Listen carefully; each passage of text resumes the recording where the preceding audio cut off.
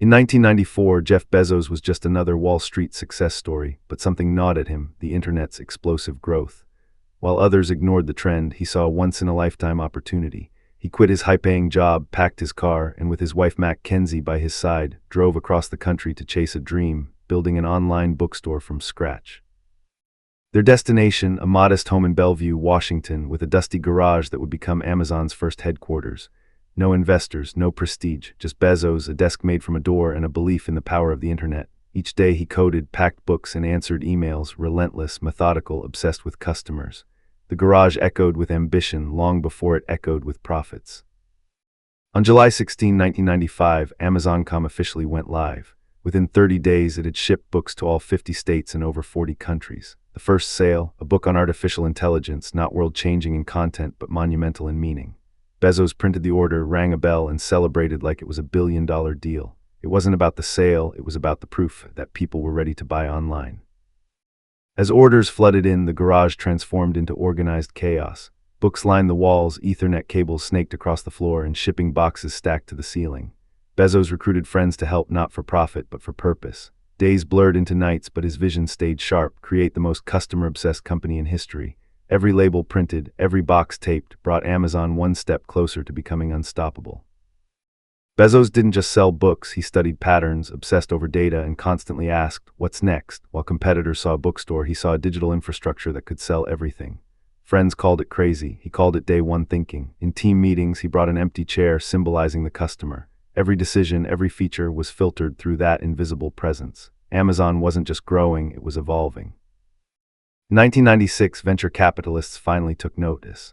Bezos pitched relentlessly, not just a bookstore, but the future of commerce. He raised $1 million from 20 investors, giving away 20% of the company, a bold move for an unproven startup. Critics called it reckless, but Bezos believed scale would crush doubt. That million funded engineers, servers, and speed. Growth wasn't gradual, it exploded. Risk wasn't avoided, it was embraced.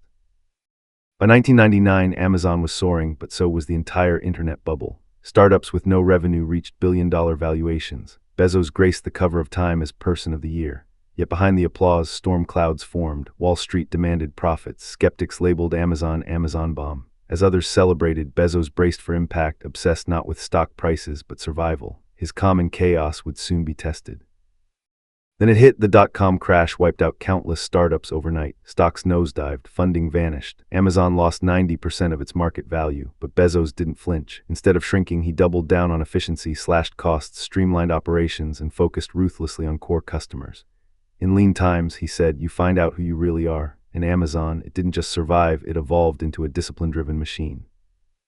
In 2005, Bezos made a move that would redefine loyalty forever: Amazon Prime. Fast, free shipping for a flat annual fee. Executives doubted it, analysts mocked it, but Bezos saw what they didn't: that convenience could breed obsession. Prime wasn't just a shipping perk, it was a mindset. Customers didn't just return, they stayed. And in that sticky loyalty, Bezos found the engine that would drive Amazon's future. Books were just the beginning. Under Bezos's vision, Amazon quietly expanded: electronics, toys, clothing, even cloud computing. In 2006, Amazon Web Services launched, not to fanfare but to silence. Yet behind the scenes, it was revolutionary. While the world still saw a retailer, Bezos was building the internet's backbone. Risky, yes, but that's what defined him: betting big, thinking long-term, and never being satisfied with obvious wins. While other CEOs chased comfort, Bezos chased discomfort, because growth lived there. He banned PowerPoints, forced teams to write narrative memos, and encouraged failure as long as it taught something. Internally, his motto was simple: it's always day one, not a slogan, a mindset. Every day, act like a startup. Stay paranoid, stay hungry, because the moment you feel safe is the moment you stop leading. Inside Amazon, the culture was intense, built for builders. High standards weren't optional, they were the air people breathed. Employees were expected to debate, challenge, and deliver fast. Bezos believed harmony was overrated. Truth mattered more than comfort. Some called it brutal, others called it brilliant, but no one left unchanged. Because at Amazon, if you couldn't raise the bar, you didn't last, and if you could, you thrived.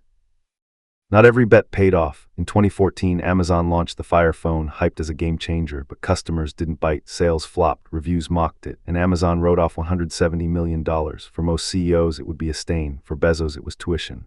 If you think that's a big failure, he said, you're not thinking big enough. Because for him, innovation demanded failure, and failure demanded resilience.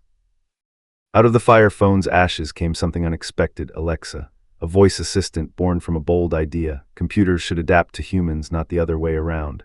In 2014, Amazon Echo launched quietly, but within years, Alexa became a household name. It wasn't just about convenience, it was about presence. Bezos didn't want to compete, he wanted to redefine how we lived with technology.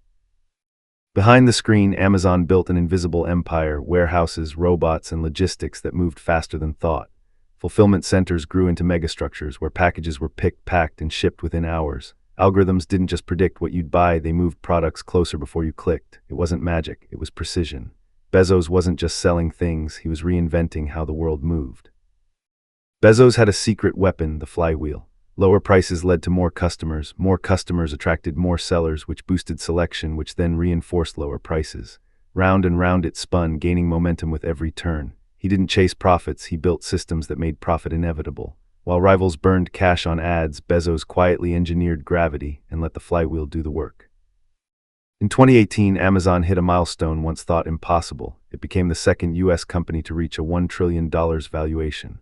The garage startup, now a global giant, but Bezos didn't celebrate with champagne. He reminded his team, success can be seductive, but it's fragile. To him, day one wasn't over, because the real challenge wasn't getting big, it was staying nimble while being enormous. In 2021, after nearly 3 decades at the helm, Bezos stepped down as CEO. The announcement shocked many, but for him, it was evolution, not exit. He shifted focus to Blue Origin, climate initiatives, and mentorship. "I've never had more energy," he wrote. The empire he built could run without him because it wasn't about one man. It was about systems, vision, and culture built to outlast any founder. Bezos had always looked up, literally. As a child, he dreamed of space. With Blue Origin, that dream became mission. In 2021, he boarded New Shepard and soared beyond the Kármán line. Critics called it a billionaire joyride, but for Bezos, it was step one in a long-term plan to make space accessible for future generations. Earth, he said, is the best planet, so we better take care of it. Bezos didn't just build a company, he engineered a mindset. From a garage in Bellevue to global domination, his journey was never about shortcuts. It was about systems, scale, and obsession with the customer. Critics questioned his style, supporters admired his vision. But history will remember the man who rewrote the rules of commerce, not by predicting the future, but by building it brick by brick, bite by bite.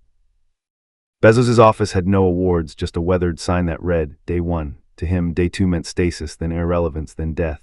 So every decision, whether about books, rockets, or servers, circled back to that principle: start fresh, stay hungry, refuse comfort, because day one wasn't a time, it was a belief. And for Bezos, that belief wasn't history, it was fuel for what comes next. For all his brilliance, Bezos wasn't without controversy. Amazon faced scrutiny, labor conditions, monopolistic power, and growing political pressure. Protesters marched, lawmakers questioned, and headlines turned hostile. Bezos rarely flinched. "Scrutiny makes us better," he said. But in the noise, one truth remained: Amazon changed how the world buys, works, and thinks. Whether admired or criticized, the impact was undeniable. In the Texas desert, Bezos funded a 10,000-year clock, hidden deep in a mountain, ticking once per year.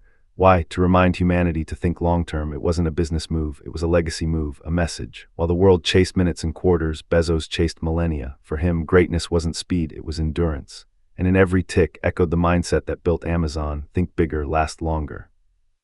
It started with books, but became everything. From cloud computing to groceries, streaming to space, Amazon stretched into places no one expected. Critics called it overreach. Bezos called it evolution. He once said, "There's no formula, only obsession." That obsession turned convenience into culture and culture into dependency. Amazon wasn't just where we bought things, it became where the world moved. Quietly, relentlessly, it rewrote reality. Bezos didn't just leave a company, he left a blueprint: customer obsession, long-term thinking, relentless invention. His leadership style sparked debate, but his results reshaped industries. He proved that empires can rise from garages not with luck, but with clarity, grit, and bold bets. The man may have stepped back, but the machine he built keeps moving. Because legacies aren't finished stories, they're engines still turning. Back in that tiny Bellevue garage, there was no trillion-dollar dream, just a man, a desk made from a door, and an idea that felt urgent. The floor was cold. The shelves were crooked, but every box packed held something more than a product. It held intent. That garage wasn't just Amazon's birthplace. It was a reminder. World-changing things often start in the quiet, overlooked corners of ambition. The story of Jeff Bezos isn't just about e-commerce or rockets, it's about mindset. Dream in decades, obsess over customers, embrace failure, build with urgency but think for the long game. His path wasn't smooth or popular, but it was intentional. Because in a noisy world chasing trends, Bezos chose principles. And that choice, repeated daily, didn't just build a company, it built a playbook for future builders. What if Bezos never left Wall Street? No garage, no Amazon, no Prime. Maybe someone else would have tried, or maybe the world would have waited another decade.